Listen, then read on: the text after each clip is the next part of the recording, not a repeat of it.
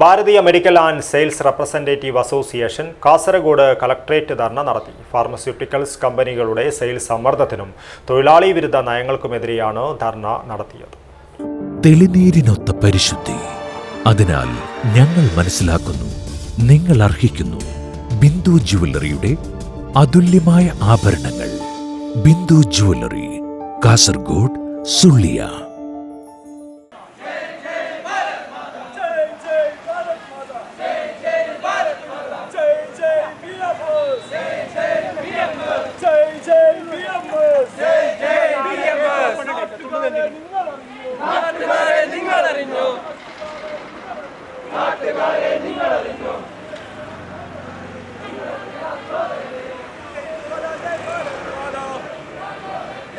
Pharmaceutical കമ്പനിയിൽ medical റെപ്രസെന്റേറ്റീവായി ജോലി ചെയ്തിരുന്ന തിരുവനന്തപുരം സ്വദേശിയായ മിഥുന്റെ മരണവുമായി ബന്ധപ്പെട്ട സംഭവത്തിൽ സമഗ്രവും നിഷ്പക്ഷവുമായ അന്വേഷണം നടത്തണമെന്ന് BMSRA സംസ്ഥാന ജനറൽ സെക്രട്ടറി ഉപേന്ദ്രൻ കെ ആവശ്യപ്പെട്ടു.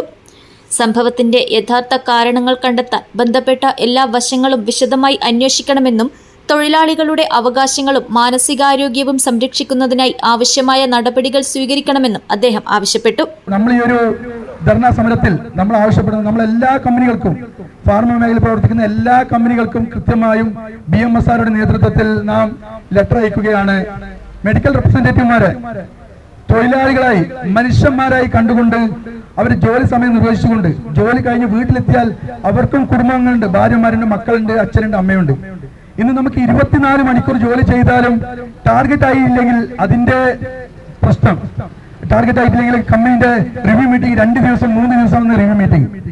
ഇന്നിപ്പോ നമുക്കറിയാം, കഴിഞ്ഞ ഒരു വർഷത്തിൽ ഭാരതത്തില് 5ഓളം പേരാണ് ഈ ഒരു വിഷയം മൂലം ആത്മഹത്യ ചെയ്യുന്നത് തന്നെ.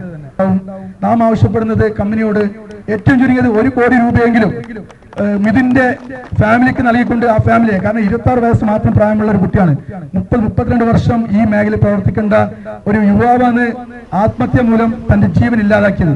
അതുകൊണ്ട് ആ ഫാമിലിയെ രക്ഷിക്കാൻ വേണ്ടി ഏറ്റവും ചുരുങ്ങിയ 1 കോടി രൂപയെങ്കിലും കമ്പനി കൊടുക്കണമെന്നാണ് BMSR ആവശ്യപ്പെടുന്നത്. അത് മാത്രവുമല്ല, ഈ മേഖലയിൽ ഇന്ന് നിലനിൽക്കുന്ന എല്ലാ വിഷയങ്ങളും BMSR സജീവമായി ഏറ്റെടുത്തുകൊണ്ട് വരും കാലങ്ങളിൽ ശക്തമായ പ്രക്ഷോഭം നടത്തുമെന്ന് മാത്രമാണ് ഈ അവസരത്തിൽ പറയാനുള്ളത്.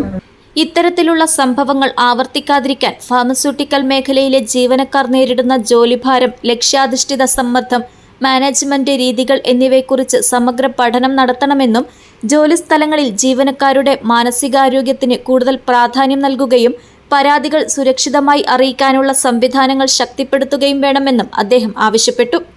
ധർണയ്ക്ക് മുന്നോടിയായി കാസർഗോഡ് ഗവൺമെന്റ് കോളേജിന് മുന്നിൽ നിന്നും പ്രകടനം ആരംഭിച്ചു.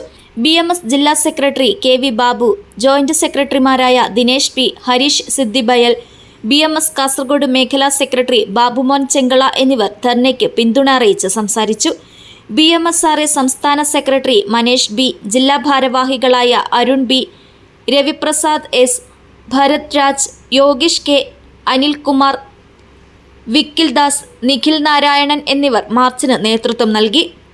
BMSRA ജില്ലാ സെക്രട്ടറി ശരത് കുമാർ KS സ്വാഗതം പറഞ്ഞു. BMSRA ജില്ലാ പ്രസിഡന്റ് തേജസ് K അധ്യക്ഷത വഹിച്ചു. ജില്ലാ കമ്മിറ്റി അംഗം ശ്രീനാഥ് പായിച്ചാൽ നന്ദി രേഖപ്പെടുത്തി. News bureau, Kasaragod.